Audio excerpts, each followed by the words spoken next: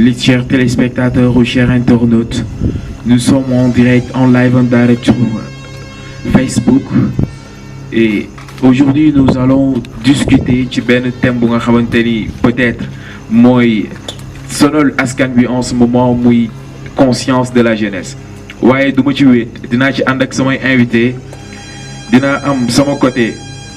droite Mame Boye chroniqueur waaye bu ma yem foofu dinaa am tamit Baye Mamadou Sarr di journaliste waaye aussi mon ami mon frère Daouda Ndiaye. waaye ci biir émission bi dinañ am tamit benn invité bu nga xamante ni man je le dis souvent il est le Kylian Mbappé de la musique sénégalaise ku am talent gëm boppam nekk ci yoonam mu naan ñu naan ko Djiby Kade. waaye émission bi chaque 15 jours lay am ci seen bi nga xamante ni moo di 3TV pare leen ko tey émission bi du yomb waaye damay commencer ci Mame Boye. Mame Boye nan nga xalaatee ni jeunesse Sénégal tey foofu la ñu toll wala jeunesse su Toubé tey foofu la ñu toll démb ak tey est-ce que jeunesse bi tey benn la. waaw salaamaaleykum wa rahmatullah ñu ngi nuyu téléspectateur 3TV yëpp di am mbégte tey di participer ci émission bi nga xamante ni daanaka thème bi ñu nar a waxtaanee solo si bëri na lool donc di sant itam ci teew fii. voilà di leen remercier ci invitation bi donc di wax ni ay tawfeex la donc dañ nekk donc ci contexte boo xamante ni àddina léegi mi ngi dox bu gaaw donc te ndaw itam voilà dañ koy yaakaar ci doxu àdduna donc ça a toujours été comme ça donc boo nekkee ndaw donc ba ndaw ñi dañ leen tudde espoir donc ñoom la ñu yaakaar donc yaakaar leen ci ñu taxaw donc mag ñi waaj a dem yaakaar leen itam ci ñu indi lu bees yaakaar leen ci ñu am taxawaay gi ñu war a am en tant que jeune wante ni waaw ëllëgu réew wala ëllëgu lu mu ci mën a doon ñoom ci seen kaw la tegu donc waaye boo xoolee donc fi ñu toll nii ndaw ñi man li may faral di wax man comme su may morom dañu nekk ci nelaw gu métti waaw nelaw gu métti lañ nekkee ba nga xamante ni fi ñu war a taxawatuñ fa li ñu war a defatuñ ko ni ñu war a melatuñ ko voilà. est-ce que mën naa xam nelaw boobu noonu lan moo ko waral. waaw li ko waral donc damay waxee rek suma xalaat mën na bëri ndax li ko njëkk waral tey mooy ñàkk tey xam sa bopp. ñàkk xam sa bopp nit da ngay gëstu sa bopp. waaw gëstu li nga am gëstu yoon wi nga war a tegu ndax àddina jeune bu ci mën a doon ak foo mën a nekk. foog nga tegu ci yoon ab yoon waam te da nga ciy tegu. mais est-ce que tamit jeune bu nga xamante ni tegu ci yoon est-ce que amul ku nga xamante ni war na ko mën a jël teg ko ci yoon. waaw bu ñu nee tegu ci yoon jeune xëy doon jeune dafa am lu ko jiitu am nay wayjur. am na entourage. léegi bu fekkee wayjur yooyu tey bu fekkee entourage bi bu fekkee njàng ma loolu leen yëpp maanaam directionné wul maanaam jëm ci yoon wi ndaw bi war a jëm donc ndaw bi day am jafe-jafe pour dem. loolu laa ko gisee man. xaaral ma dellu si Mamadou Sarr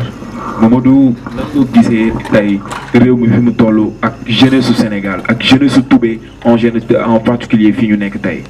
waaw di nuyu ñëpp rek mbokki internet yi di nuyu képp koo xam te ne yaa ngi ñuy seetaan live di la nuyu tamit di la jaajëfal bu baax di nuyu sama naataango nga xam ne li mu fi développé macha allah di nuyu sama naataango moom it di Mansour li nga ci wax am na solo loolu. parce que booy xool déjà doon thème boo xam te ne lu jar a waxtaane la si jamono ji ñu toll nii ndax jàpp nañ ni man bokk li ma ko jàppee te et puis xam naa ni ñu si bare daanu ànd ak man ci ni ma ko gisee parce que jamono ji dañ toll ci jamono joo xam te ni ndaw ñi dañ war a yeewu ci lan lañ war a yeewoo mooy du jàggina rek li nga xamante ni moom mooy sa instant yi nga bëgg ko génne. loolu nag day dem ba day indi li nga xamante ni day indi nit ki yóbbu ko foo xamante ni waru fa yegg surtout ci ndaw parce que ndaw dafa am fu mu war a basé wu ci lan mooy si déjà boo amee sa éducation familiale déjà foofu war nga fa mën a marqué point mais boo gisee léegi la moo tax jamono ji ndaw ñi xaw a réer ba xool léegi dañuy am benn comme ça ñu bëgg imiter benn star déjà topp ko ba mu sës mais est-ce que ñoom ñaar seen réalité yow ki ngay toppandoo réalité am ci wàllu vie am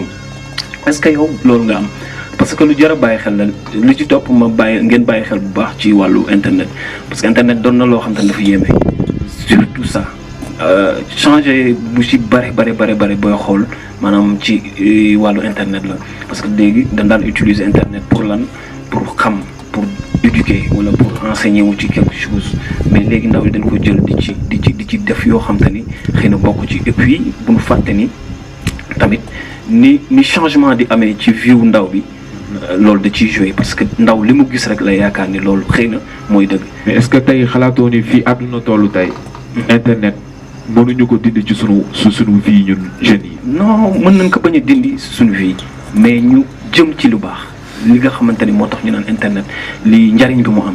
parce que avantage la comme ni mu amee inconvénient avantage mooy lan li ci baax nga jël ko li ci bon nga bàyyi ko léegi nag ndaw ñi dem concentré wu de trop li nga xamante ni bi ñu defee investigation boo xoolee tey boo demee ci Facebook wala ci yeneen wàllu internet yi. waaw gis nga da ngay gis ni booy dañuy dem di influence yu de trop di jël li nga xamante ni ñoom moomu ko te culture dafa nekk loo xamante ni dafa jël maanaam gox ba mu nekk mi ngi mel ne ni ci Sénégal du ci occidental wala lu ci Afrique du ci occidental kon boo bàyyee sa li nga xamante ni mooy sa nature loolu lan la yaree loolu la sa maam nekkoon africain bi en tant qu'africain nga jël bëgg dund goo xamante ni tamit loolu c'est purement occidental day xaw a métti looloo tax léegi mën nañu utiliser internet ci fànn bi nga xamante ni ci la gënee ci la baaxee boobaa nga mën ko jël li ci bon nga teg ko et puis li ma gis ci ndaw yi léegi li ñu war a jël ci wàllu am changement seen esprit maanaam dañu war a changer seen nature parce que ndaw ci bare léegi dañuy dem di xool lan lañu war a mën a apporter seen gox wala lan lañu mën a apporter seen réew léegi loolu daal moom moo ëpp solo que nga topp loo nga xamante ni ñoo ngi ko doon wax sànq comme ni ko sama naata nga waxee topp nañu loo xamante ni maanaam lu ci bare day influencer ci vie wu xale bi parce que mën na ko màggaale muy wàllu blow wala mën nga foo mën nga def lu ne mais est-ce que àdduna tamit fi ñu toll yi laajul blow. mais problème bi mooy mën nga comment dire mën nga def lu la neex mais nga teg ko ci sa fànn yow. ci axe bu baax ci axe bu baax. mën nga foo parce que foofu fi leen ko fekk mën nga def loo xamante ni tey moom la ñëpp dina te léegi ñoo ngi rawante surtout jeunesse bi ñoo ngi rawante des fois nga dégg ko ku créer benn projet boo xam ne da nga naan non kii jeunesse bi jeune bi nan la mën a xalaatee li alors que man ma taw foofu la ñuy rawante nan ko xoolee ci rawante bi pour mën a changer suñu gox ñu changer li nga xamante ni mooy suñu vie. kon daal lépp du ma déggee sa wax lépp ci référence bi la. mu ngoog référence parce que bu ma bëggee référence woo koo xam te ni nekkul sama référence loolu day métti. looloo tax ndaw ñi xaw a réer te et puis léegi li gën a neex mooy ndaw li nga xamante ni dafa créer projet wala mu am benn esprit boo xam te ni luy jëriñ dëkkam la wala luy jëriñ gox la wala luy jëriñ Sénégal loolu moo gën a am solo que nga noyé wu ci li nga xamante ni moo di ignorant bi nga doon. loolu da ngay yàgg di dund ak moom. waaw il faut que gars yi ñu yeewu dem ci li nga xamante ni mooy la voie bu baax bi li nga xamante ni tey luy rapporter si dëkk te loolu am solo la. waaw dégg nañu seen wax Daouda lan ngay xalaat ci sa ñaari xarit yi li ñu wax tey jeune Sénégal fautif lañu wala tey sunu mag yi ñooy fautif. waaw tout d'abord dama leen di nuyu aussi assistance bi bu baax a baax bon man en fait li ma mën a wax mooy que ni boo seetloo am na yenn problème yi nga xam te ne bis boo amee rek c'est parce que ni y a un problème au niveau de la base. ok tey boo gisee yenn jeunes yi nanguñu am benn certaine créativité c'est parce que ni amul ñoo xamante ni ñoo war a nekk seen ginnaaw pour di leen propulser pour que ñuy mën a dem à l'avant mais par contre ce qui se passe mooy que ni tey da ngay gis benn jeune bu nga xamante ni ambitieux jàppale woo ko lu dul en revanche ce que tu fais mooy que ni nga koy delloo ginnaaw alors que loolu c'est pas quelque chose moo xamante ni c'est évident et que souvent dama koy wax quoi jeunes yi ñoom ñoo yore daanaka réew mi il faut que tey jii nii mag ñi ñoo leen war a orienter voilà guider leen. ci li ñuy def est-ce que mag ñooñu sax ñu ngi ci yoon bu baax bi. waaw c'est ce qui problème boobu moom moo am quoi en fait da ngay gis mag moo xamante ni mag bu waroon yar xale léegi le problème qui se pose mooy que dañuy faral di wax naan booy digle sangu na la fekk nga set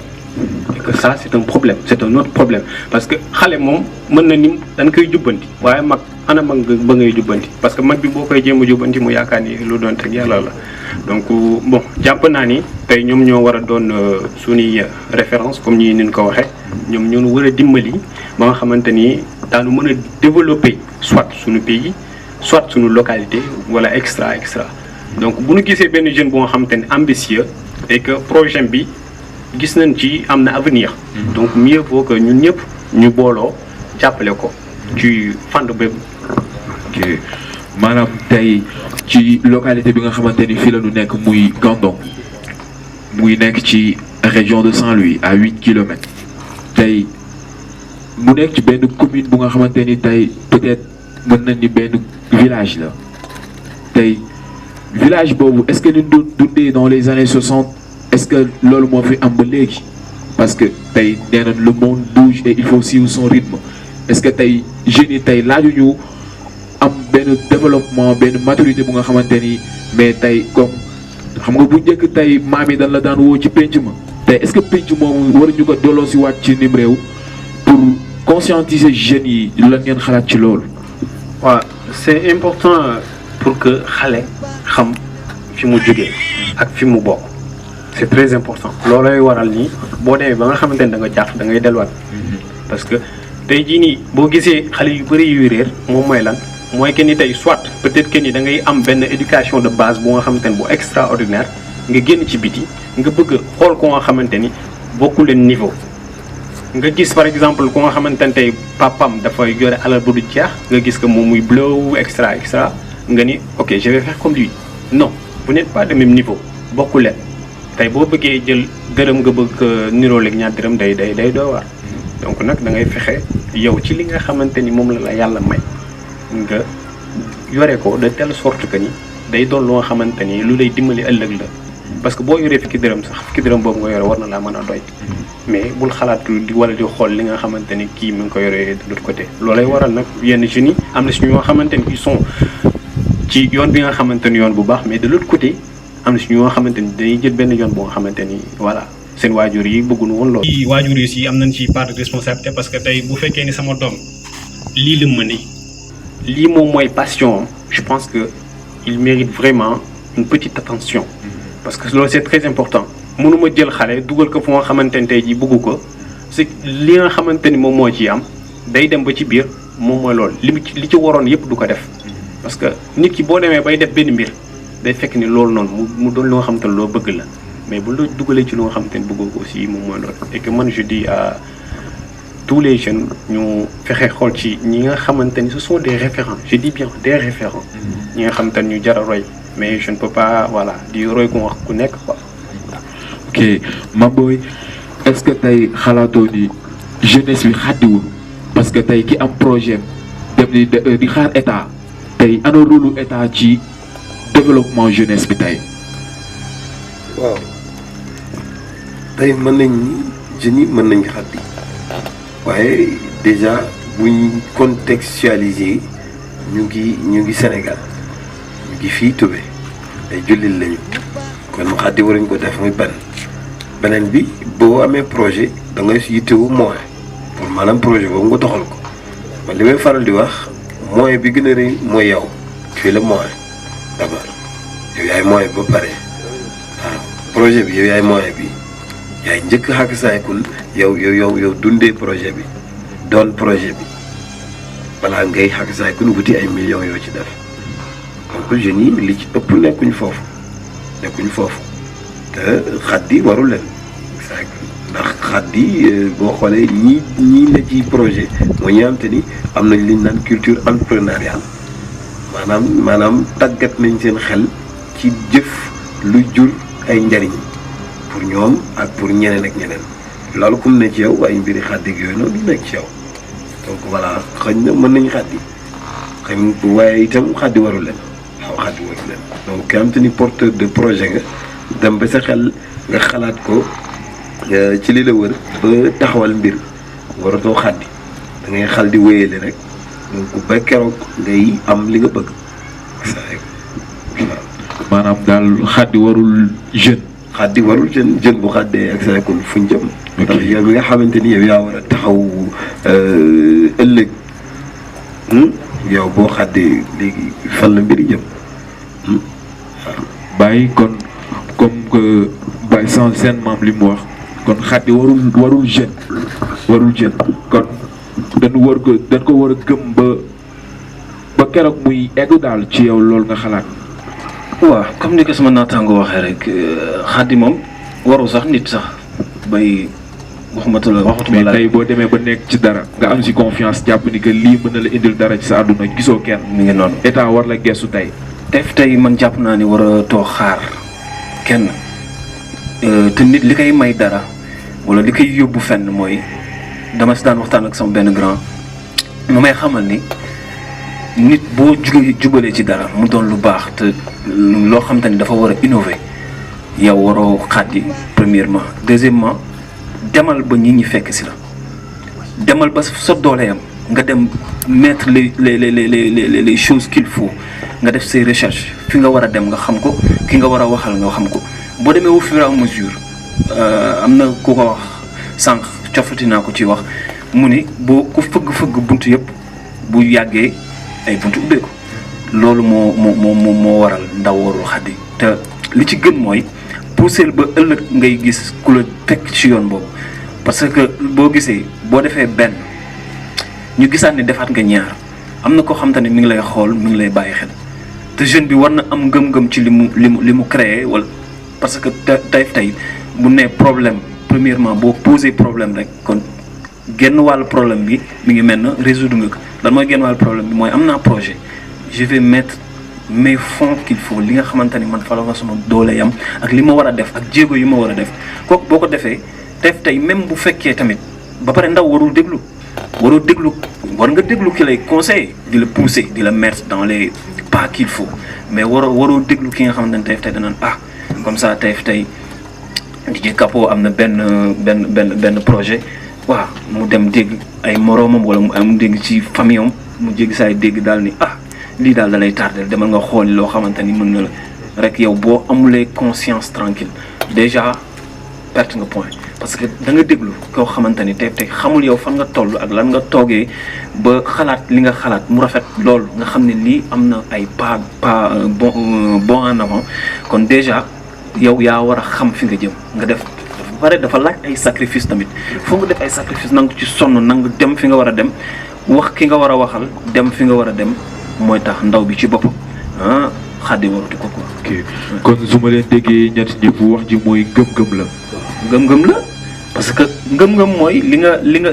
nga def li nga xam te ni yaa ko defal sa bopp créer ko sa bopp la jóge loolu déjà loolu rek war na la yokk ngëm-ngëm parce que ni nga ko mënee def nit dindi la ci ni diwkat fi nga nekk baaxul def moom déjà amul sax xel moom pour toog di ko xalaat kon yow mi am ngëm-ngëm mi dem def ay pas dem def ay recherche wax ki nga war a waxal def li nga war a def les mesures qu'il faut déjà bu la fekkee nga def benn keneen mën na la fekk nga defal la ñaar keneen fekk la defal la ñett looloy tax loo suub rek yàlla dimbali la ci. ok yéegi leen di seen wax yéen ñëpp waaye comme ni leen ko waxee woon ci début émission bi am nañu benn artiste bu nga xamante ni jeune la comme ñun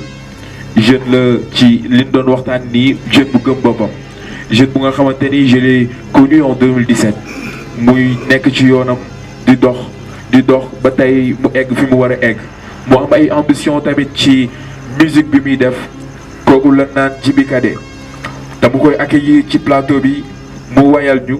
bégal ñu ndax dañ ni on joindra de l'utile à l'agréable.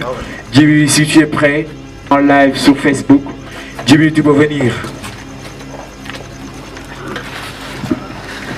Djiby nuyu naa la. waaw maa ngi siyaar ñëpp El Capo di la bëggee. waaw ñu ngi lay bàyyi nga nuyu say fans ak say am ni jàmm ñi nga xamante ni ñi ngi bàyyi seen ité yëpp di jàkkaarloog yow ci Facebook bi. waaw asalaamaaleykum waa àdduna di nuyu gaay di siyaar ñëpp di nuyu sama yaay bu baax di ko ñaanal yàlla bàyyi ko fi ba si kanam di ñaanal sama pap fa mu nekk yàlla na suuf sedd si kawam si barki Seydina Mohamed di bëggee gaay yi ngay xamante ni ñoom ñoo nekk si réseaux sociaux yi di xaar Kade maa ngi gis seen message yéen ñëpp incha allah. kon donc Djiby dañ lay bàyyi nga dem sur le plateau nga di wayal ñu bégal ñu daal Et c'est en live on direct sur Facebook 3tv.info. Djibi.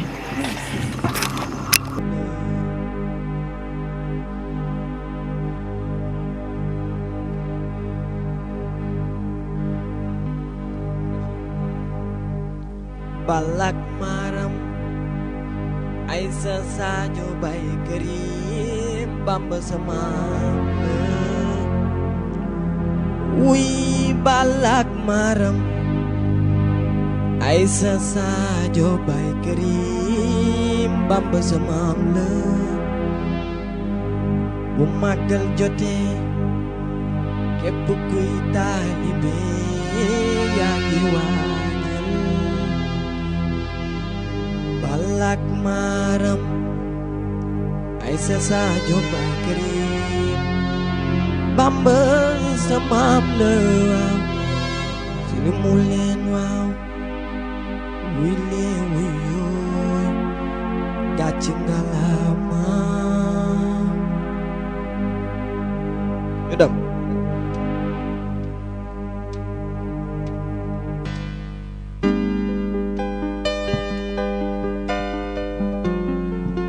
loxo yi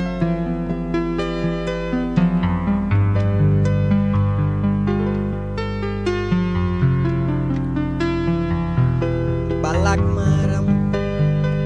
Aisa sajo bay karim Bamba sama la wi le waaw waaw waaw waaw Balak maram Aisa sajo bay karim Bamba sama lay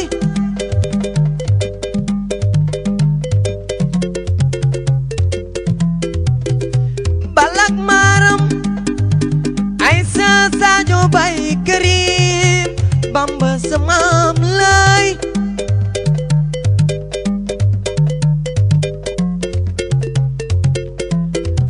ñun bu màggal jotee képp kuy taalibe mi ngi waaj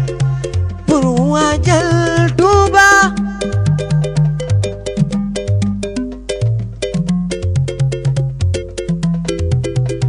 yoonu murit waaw waaw waaw yokkute la yoonu murit Bamba sunu maam lay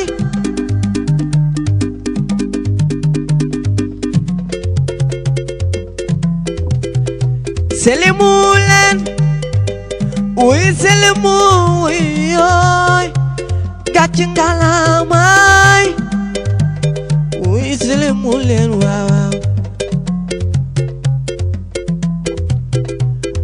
uy le waaw bay bu nooyee daf may gën a neex waaw man tey ma bàkk leen waaw waaw waa 3TV tey ma jiñ leen ay waay sit bi xew si jamono 3TV waaw ay abonné leen Djibi Kade mooy wayal 3TV waaw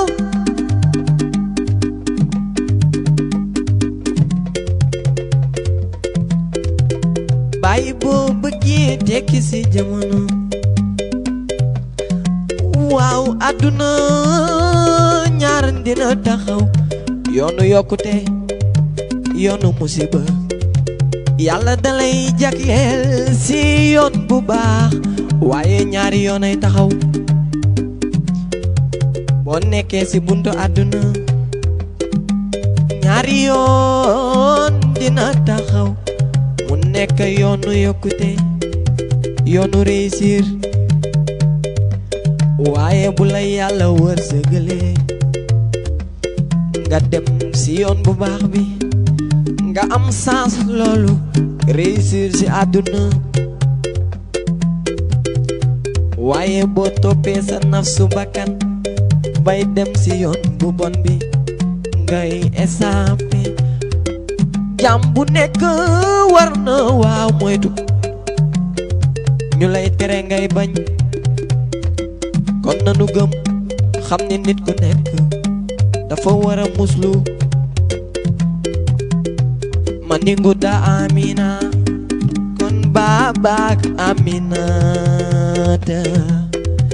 aywa nguda Amina kon babak Aminata nguda Amina kon babak Aminata aywa nguda Amina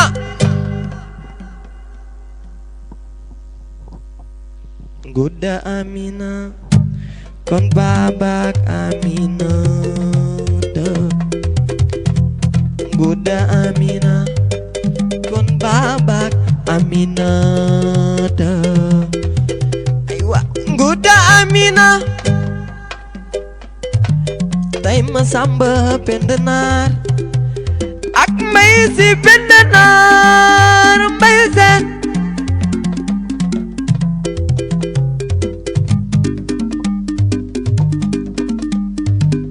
ay way ni la war a mel taxul ma bañ doon Djiby Kade waaw ndaw laa damay tollu si buntu àdduna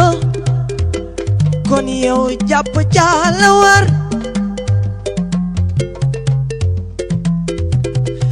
mani nguda Amina kon babak Aminata ay waay nguda Amina kon babak Aminata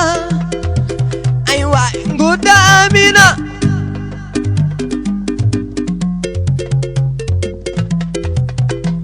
man bëgg naa leen ay way naa képp kuy murit Bamba sa maam la waaw bu baaxee ñu dem kon ñu soo di bëggewaat gaay yi di siyaaraat ñëpp di jox sama fans yi gaay yi RV léegi nii sur 3 TV en direct live Djiby Kade bu baaxee ñu dem beneen wala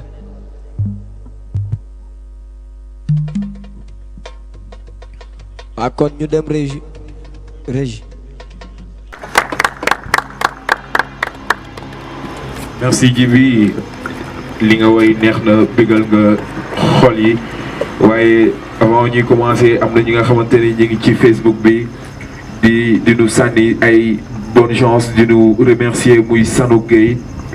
ñaa Alinzo Bousso ak Pana Gueye ñoo ngi leen di remercier ak képp ku nga xamante ni yaa ngi seetaan en live sur Facebook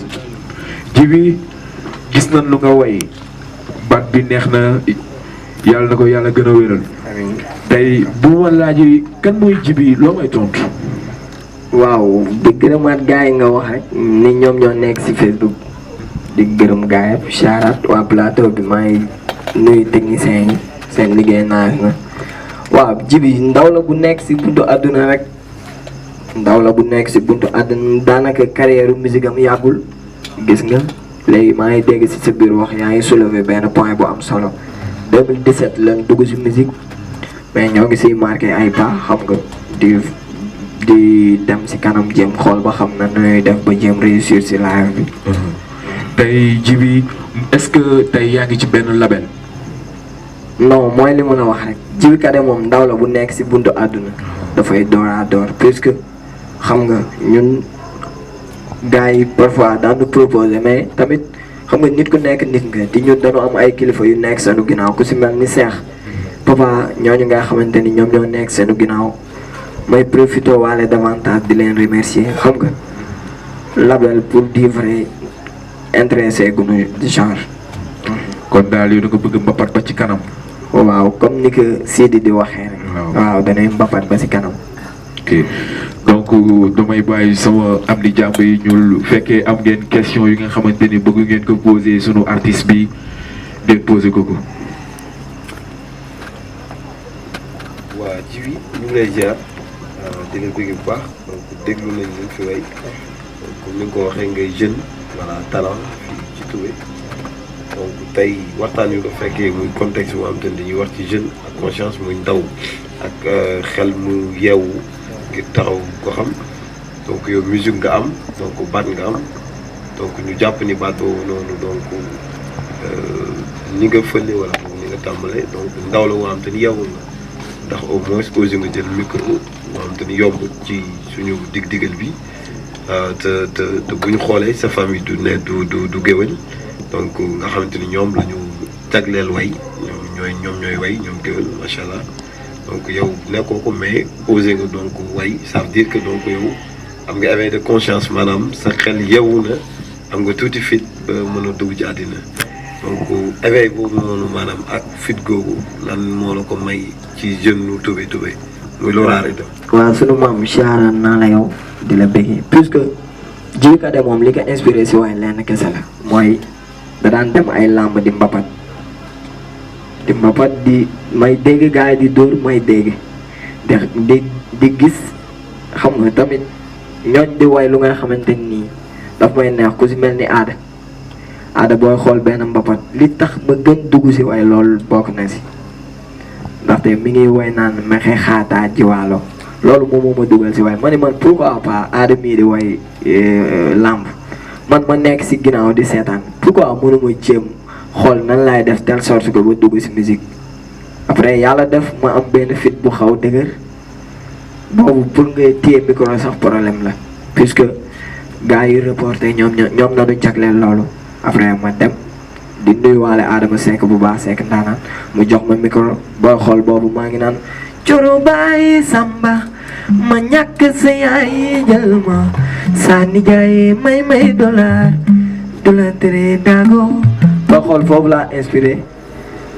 laa inspiré benn son boobu muy coro bàyyi samba loolu moom moo ma dugal si waaye puisque wax nga ko aw ma papu géwal aw ma xeetu géwal mais pour man musique bi du loolu xam nga question d'envie la man loolu laa ko jàppee. waaw Dev comme que Djiby li mu wax nee na du géwal waaye passion dina dugal ci nit ki li nga xamante ni ay mbokkam sax nekkuñu ca woon balaa mu ciy dugg waaye gëm-gëm tax na mu dugg ci musique ba egsi fi mu egsi tey Daouda boo amee looy posé sunu artiste bi. Tout d'abord, je tenais à te saluer et à te remercier d'avoir partagé ce plateau. Merci. Machallah quoi, wax dëgg yàlla parce que j'ai à te côtoyer pendant très longtemps, machallah, wax dëgg yàlla. Et que bon, benn question bi ma xamante ni moom la am pour poser la ko, est-ce que bi ngay dugg ci lii say parents bi ñu ko yëgee wala avant ñu ko yëg wala bi ñu ko yëgee ndax dañ la créer lay problème nan la moo tax ngay dugg ci musique bi extra et que vu que contexte bi nga xamante ni moom la ñu nekk ci zone bii nii gisoo aussi bon même su fekkee ni am na c'est rare par exemple tey yow laa fi gisugum pour le moment nga am benn initiative am fitu jël micro ni man damay woy et que bon du lu nga xamante lu yomb la déjà taxaw ci kanamu public nii c'est trop difficile mais t'as osé pour dire que ni voilà man dama war a ñëw indi lu bees wan gars yi ni fii am na ay jeunes talents yu fi nekk mais est-ce que say parents posé wuñ la woon ay problème ak yooyu noonu. waaw Daouda maa ngi lay nuyu yow it franchement di rafetlu sa question bu baax puisque nag xëy na ndaw dafa doy waar gis nga ndaw boo tolloo si buntu àdduna nga nekk xale di def lu nga xamante du sa genre. souvent daan la jéem critiquer sama yaay bi mu déggee may way daf ma xulee ni ma pourquoi ngay way li ma ko tontoo dama ne ko man de yaay bu fekkee baat bu neex kesey way kon man war naa man way mu ne ma yow Djiby sa papa du géwal man du ma géwal nga ni da ngay way ma ne ko yaay aar bi yaatu na ku nekk da nga war a bay sa waar après noonu xam nga ba nii bëggul ma way bu may dem ay compétition tamit day xaw xam nga di xul rek mais loolu dafa nekk lu nga xamante nii dama ko choisir lan nag Toubé yaatu na du benn dëkk du ñaari dëkk mais amoon na benn artiste mbalaxumaan moom moo fi nekk muy Djiby Kade parce que Djiby Kade ndaw la bu nga xamante ni dafa bëgg a imposer incarner lu nga xamante nii Dakar waaye dañ koy incarner muy comme Wally Seck xam nga Dakar boo nee Dakar Youssou Ndour ngay wax après Wally Seck après Sidi Diop boo nee Ndar pourquoi pas boo nee Ndar nga ni Mbaye Ndiaye Tilala Bouna Baye Mor pourquoi Toubé du ni Djiby Kade man loolu dama ko gëm man ndaw laa bu gëm sama bopp parce que du may def ay événement damay dépenser sama moyen di bor kenn du ma si fekk si mais ma ni lii nii njariñ mi ngi si xam nga bi ma demee bay di dóor sama événement bay muy bii di quatrième édition ma gis si réussite gars yi di ma topp ma ni pourquoi pas mënuma xuus aller vers l'avant loolu moom moo gën tax ma gëm sama bopp mais man dama jàpp ni Toubé dañu war a mën a jàppalante ndaxte Toubé kenn kese moo fi nekk mais kenn neex na jàppale mais parfois da ngay ñëw demander kenn sa avis mu wax la lii wax la laa nga xool lu baax li jël ko xool lu bon li teg ko fële mais certes nag am na ñu may jàppale. waaw foofu sax laa bëggoon a retombé wu parce que da ngay gis say morom yi nga xamante ni yàgg ngay nekk ak ñoom mais tey ñun la parce que ñu bëri tey boo xoolee football affaire yu demee noonu lañu gën a suivre ak yeneen ak yeneen. si mais sûrement que ni am na ci ñoo xamante ne ce sont des détracteurs forcément mais yow nooy dundee loolu à chaque quotidiennement sax laay wax ngay yeewu bis bu nekk ngay gis koo romb nii mu ni waa kii du woykat bi xamul dara nangam nooy dundee situation bu mel noonu. waa si àdduna moom xam nga foog ñu lay wax gis nga Dev kese du ma bëgg si àdduna mais Dev bu ma bëggee Dev yow ñëpp Dev sa entourage bu ma bëggee moom war naa mën a tiit bu ma nee daj rek Toubé gépp jox ma baat kon war naa mën a tiit parce que nit ku nekk da nga war a am nooy doxee parce que du ñëppay bokk bëgg xam nga àdduna moo demee noonu yonent bi sallallahu alayhi wa sallam ñëpp bokk nu ko woon bëgg mais kenn ki la bëgg jar na daw ba dee ngir ñi la bañ te tamit benn loolu dafa ma daan poser problème mais léegi ça va léegi waaw alhamdulilah. ok au-delà de ça mosooy toog ba si yegg Sarr nga gis kenn ku la woo wala genre nan la yow bul solal nit ñi toogal fee yow war a voilà loo fiy def looy def ci woy bi extra yow bon amoo benn njëriñ xam nga est-ce que amoo genre menace yu demee noonu. waa si parfois ma dem ngénte playback nit ni ma xamoo dara wala nit woo ma ba ma ñëw ni ma woyoo fi dara ni ma ngénte wala mariage parce que man gars yi dañ may contacter fu nekk ay ngénte ay mariage ay anif mais parfois damay yéeg kaw seen dugg a cappella kii ni ma loo fi way woyoo fi dara bul tànqal nit ñi xam nga mais ma booleeg li ma neexee li ma naqari xam ni man maa visé way noonu la àdduna noonu la même football bi ngay football bu fekkee da nga ko gëm parfois nga def erreur nit ñi la xamoo dara c'est la vie. d'accord kon daal su ma la déggee da nga boole li la neex ak li la naqari yëpp. si après pour nii voilà. li ma neex ak li ma naqari lépp te gëm naa ni incha allahu rabbi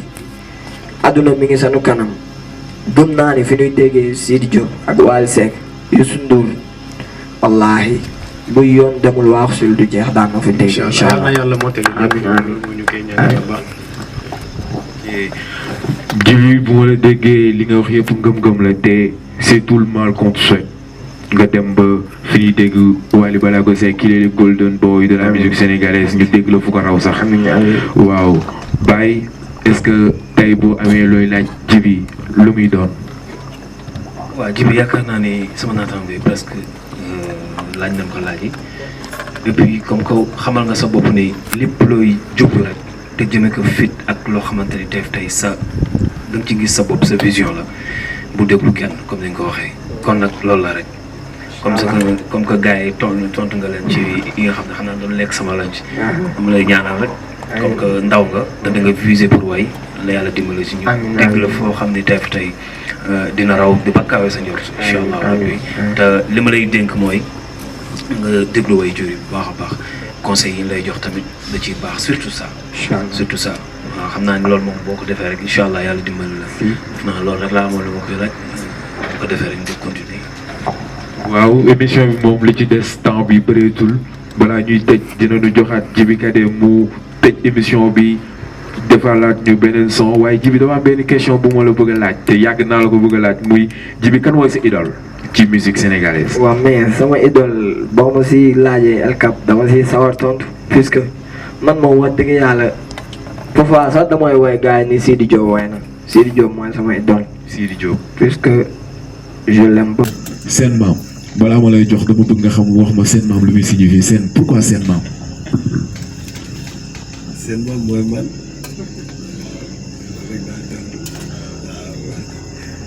waaw xam naa nag ay kàddu tëj lay doon donc di bëggee bu baax donc di wax ci liñ doon wax ci maanaam jeunesse ak conscience donc 3TV donc ci lancé boobu nekk exemple donc chaîne de télé la boo xam te ni Toubé la bokk commune Gandon la bokk donc ñu basé fii Gandon donc exemple la donc i susu maanaam jug nañ ni déedéet dañuy jug def dara bu yàggul dara rek examen yi kenn ku ci ne toog nga sa kër à cause de feebar bi fi am nga xam yàlla ko yàlla tu vois ñu koy diffuser mooy jur yëpp di xam seen doom yi fu ñu toll seen examen yi donc noflaay googu ñu defal nit ñi donc loolu mooy initiative yi nga xamante ni jeune daf ko war di def donc ak yu mel noonu donc ñuy wax ni Toubé ñu jàpp ci voilà donc boo defagul boo gisee ku def te li muy def di la jëriñ da nga cay jàpp ngir mu gën di sax donc abonné lañu war a def di suivre di partager ak di commenter yu mel noonu voilà donc di soññ ñëpp voilà pour ñu jàpp ci jàppale leen parce que suñ bopp la ñuy jàppale donc parce que donc télé fii la télé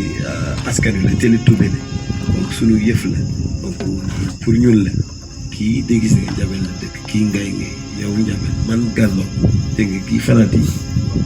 bopp coor donc gis nga télé Toubé la donc ñu leen di ñaanal yàlla ñu am tawfeex bëgg nañ bu baax wax ci émission bi rek jaajëf fay frère. maam booy kontaan nañ ci yow waaye Daouda ce mot de la fin ak lu nga xamante ni moom ngay dégg Toubé bi nga nekk tey ak télé bi nga xamante ni day soog a door di commencer et di ko ñaanal it mu dem ba fi TFM nekk tey mu nekk sax fu ko raw. waaw macha allah di leen remercier encore une fois. Bon, en fait ñi nga xamante ni ñoo initié 3TV samay gars yi la wax dëgg yàlla et que bi ma waxee loolu bi ma yëgee nii bon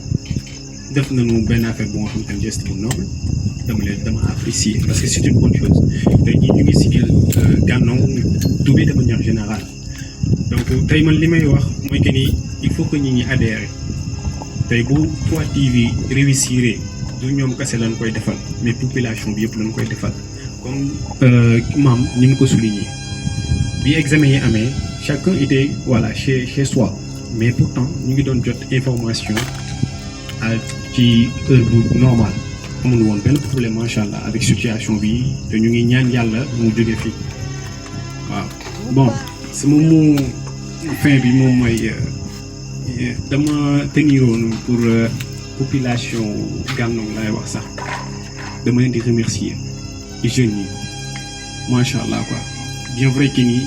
voilà dama fi ñëw ñu yaatal ma parce que déjà dafa metti nga dëkkal nit dëkkoo ko mais macha allah ñaawlu ni ko mag ñi xale yi macha allah quoi donc li ma leen di ñaanal mooy que ni lépp lu ngeen yóotul ne yàlla leen ko yàlla yottu jotal te lépp luy seen wërsëg lu ne rek yàlla na doon li nga xam te mooy li gën ci yéen voilà maa ngi leen di remercier bu baax a baax a baax. merci Daouda waaye Baye sa mot yi ngay tàggatoo. waaw sama mot bu may tàggatoo mooy di gërëm ñëpp di ziar ñëpp mbokki internet yi di ziar sama gars yi nga xam ne tey dafa mel ne vision bi benn la depuis ñu ngi fi toog ñëpp am na lu mu bëgg am na loo xam te ni moom la mu visé lu mu visé nit ki li nga visé da nga koy gëm tey boo xool suñu maam am na lu mu opté ñu ko waxee Daouda am na lu mu opté Jibi am na lu mu opté keneen ak keneen am na lu mu opté kon soo déggee sa moroom jeune mu nekk ci loo xam te ni yoon buy dem la et puis askan wi nañ koy defal kon jaadu na yow sa bopp nga jug ci jàpp ci bu fekkee am nga ci expérience parce que mënoo dem ci loo xam te ni amoo si expérience tamit même boo ci amul expérience tamit mën nga ci dugg mais mën nga ci def sa loxo kat nga jàpp ni diw mi kat kii sama bopp laa ko jàppe parce que askan wi te 3TV ku ne xam na ni télé askan wi la xëy na am na yeneen projet yoo xamante ni daan ko fi jàllale ci yeneen yoon yoo xamante ni ñu ne 3TV presque bi ma ko wax bi ñu ci waxtaanee ak équipe bu Babacar Niang muy Babs mu jox ma idée yu rafet et puis am na yoo xamante ni yu baare kenn mënu ko divulguer te incha allahu rabbi ci kaw ci kanam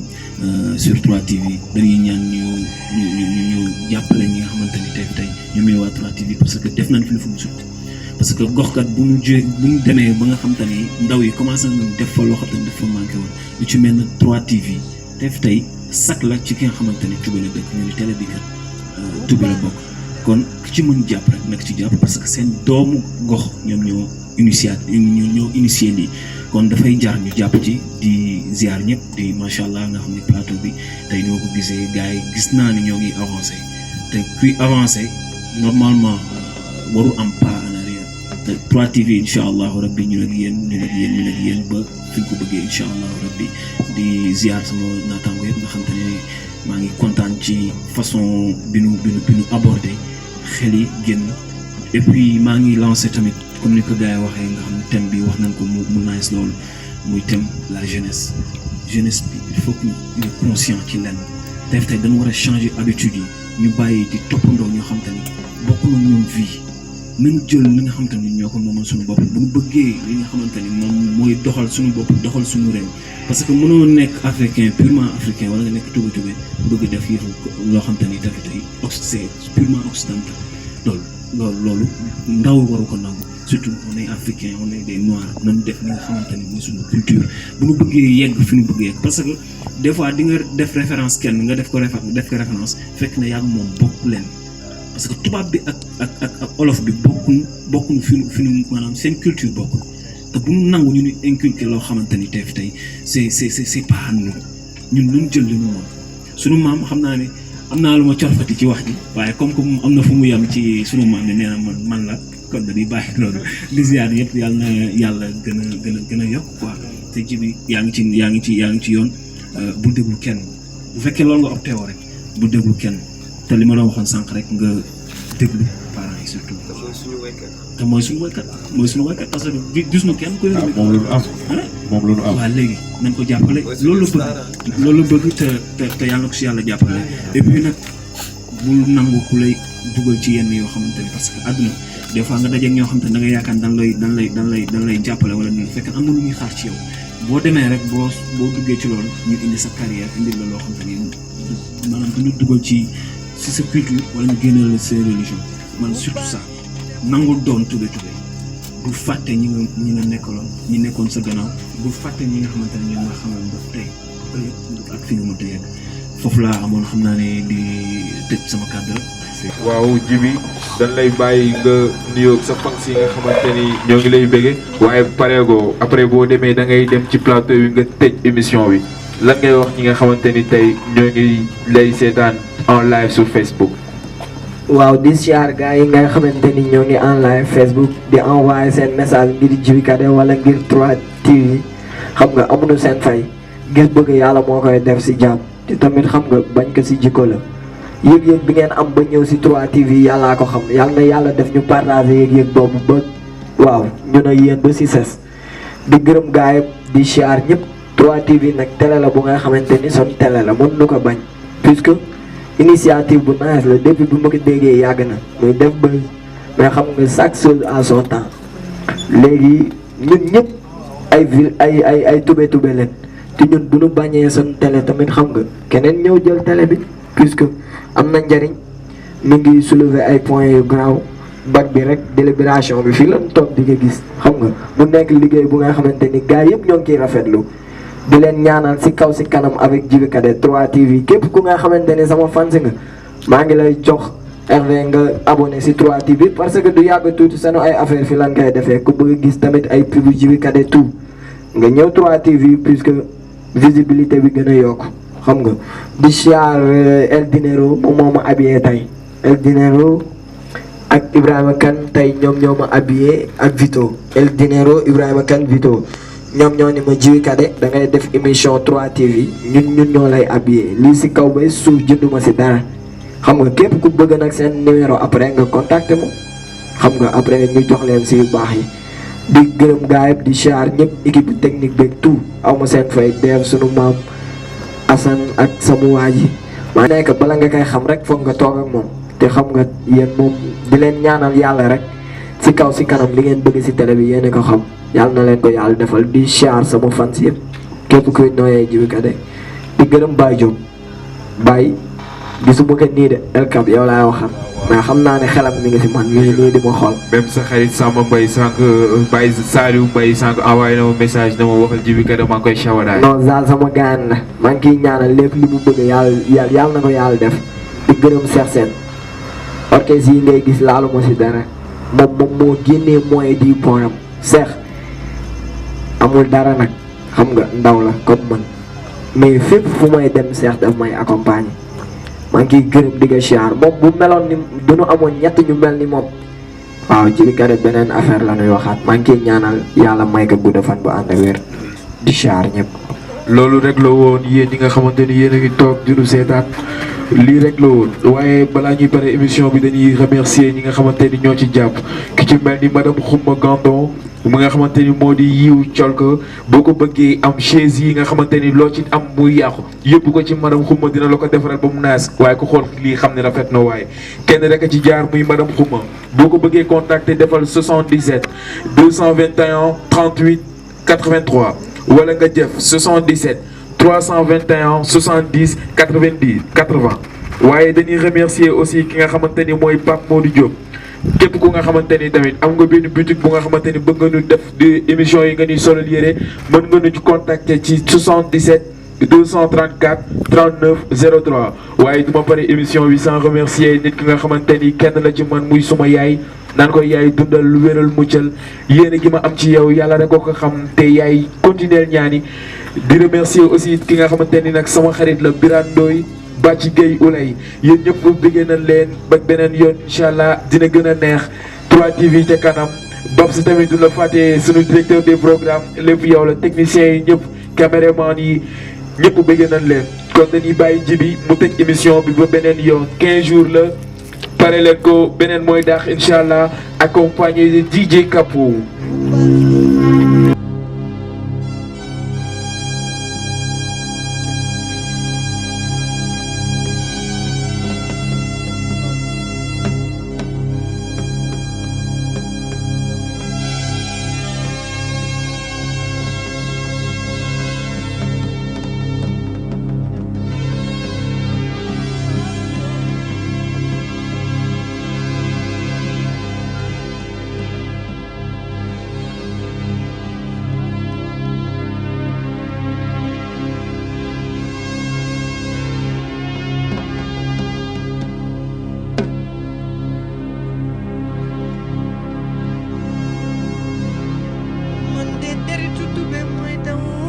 sama yaram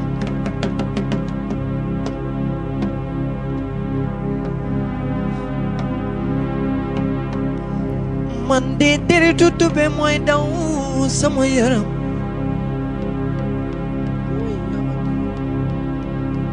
just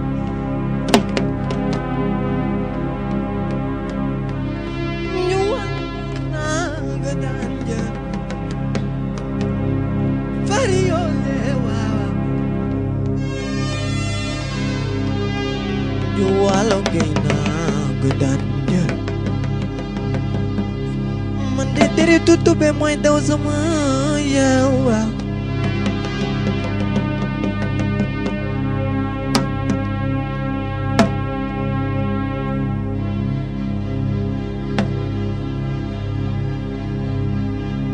just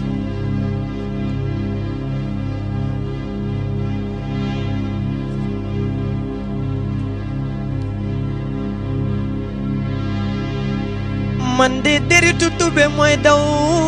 sama yaram ba déggal li ah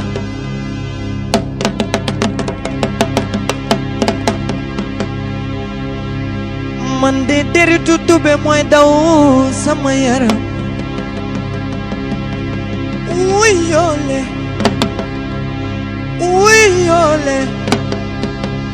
njuwaalo kay naa ko daan jël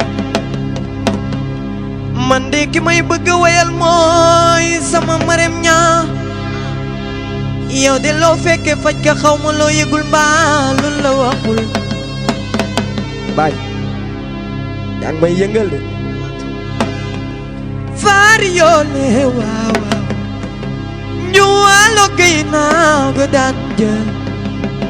man de ki may bëgg wayal mooy sama Marème Niang yow de loo fekkee faj ka xaw ma loo yëgul mbaa lu la waxul njortu naa ni boo doon jaan njortu naa ni boo doon jaan yow de ñaari bopp ngay làmboo waaw waaw njortu naa ni boo doon jaan ñaari bopp ngay làmboo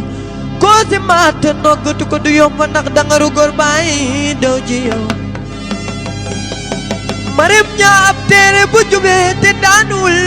sama Marème waaw waaw waaw waaw ba sa suuf dëgër lool waaw rabbana rabbana rabbana rabbana rabbana maam yàlla yàlla wu buur li ma lay ñaan gudd fan bu ànd ak wér lool waaw happy birthday Marème Niang mon ami di la souhaiter happy birthday to you dundal 100 ans sans ordonnance acca ñu dem Wally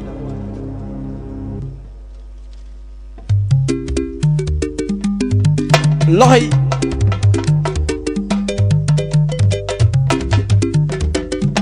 bàyyi tàccul ma ñëw bàyyi yow gisuma la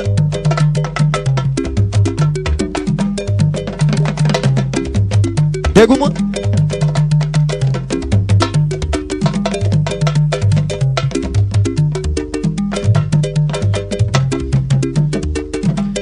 tay ma nettali leen man li ma dal ci sama diggante xale bi ma dal coono daatal mooy li ma dal man de li ma tal mooy ko ma dimbale léeg-léeg ma xool ko jooy sax daf may dal mbaa ma xool ko ree si daf may dal coono daatal mooy li ma dal man de li ma tal mooy ko ma dimbale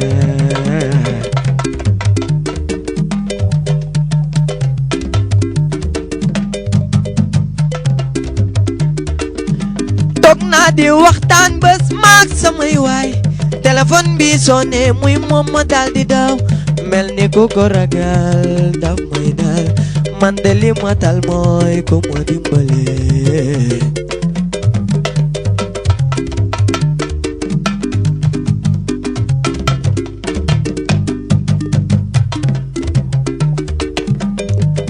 loxo yi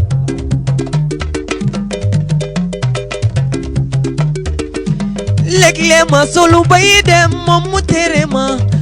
dal di toog lii daf may dal mel ni ku ko ragal daf may dal man de li ma tal mooy ku ma dimbale toog naa di waxtaan bés maak samay waay el kapu ma toog man moom ma dal di daw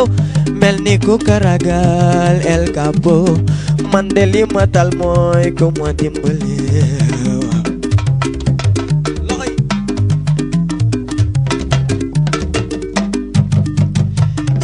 naa la nand naa li ngay doxee sa baay moo sunu maay nak le li sa baay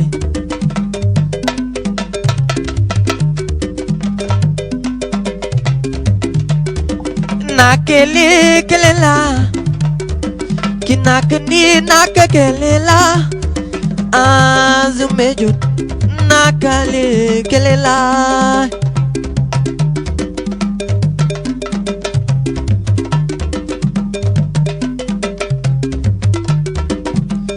nakale kamata sa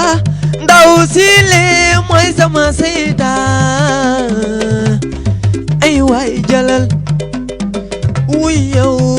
fabal ay wow wow wow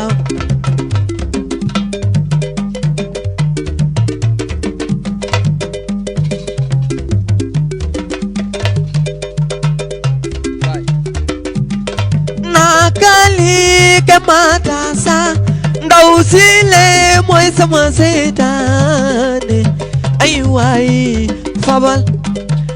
ay wuyo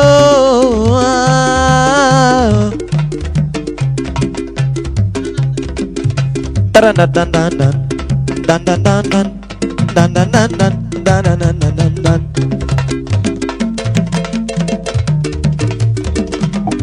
yow boo ma tàccoo dafay gën a neex loxo ay boo ma tàccoo dafay gën a neex waa 3TV tàccu leen loxo yi waa 3TV tàccu leen loxo yi yéen bu ngeen ma tàccoo dafay gën a neex Baye Diop tàccul ma loxo yi waaw Adji Sarr tàccul ma loxo yi Adji Sarr borom Makka tàccul ma loxo yi Babacar Ñaar tàccul ma loxo yi El Capo Pape Taw tàccul loxo yi waa 3TV ca tàccul loxo yi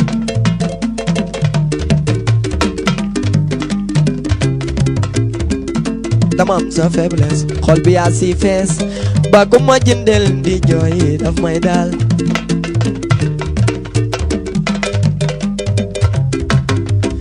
gisuloo ni gaañi gëmatunu ma yéen say ma wax la koy waaw aw ma si kersa dégg naa ni jàmm si yow laa koy amee daf may daal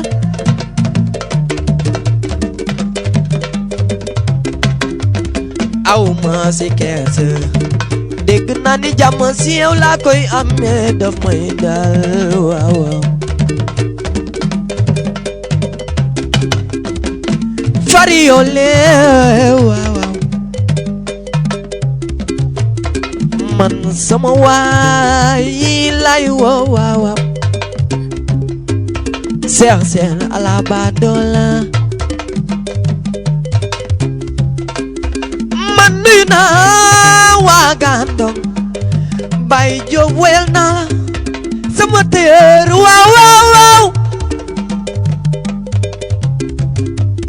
juddu bu rek ndek Baye Fulaak Fayda borom li nuy sentu si doomu garmi yaa ngi si yow waaye Baye sama téer waaw waaw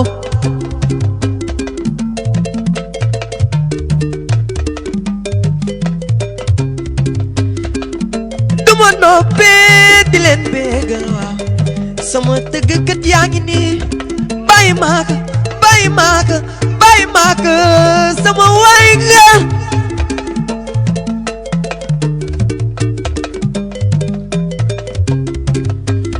waaye juddu bu rëy ak ndayoo Baye Fulaak Fayda borom Talla Seck lay woo yow de Papa Seck la nuy wooye sa baay waaye Anta Nguna mooy sa yaay juddu bu rëy ak ndayoo Baye waaw ay tàccul ma loxo yi waaw ay tàccul ma loxo yi waaw ay waay waay de jaabira waaw ay waay waay de jaabira waaw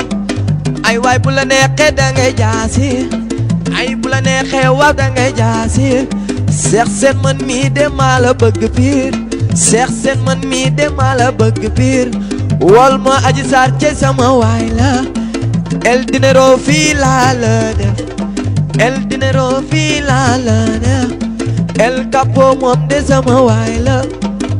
ay waay sama waay ngeen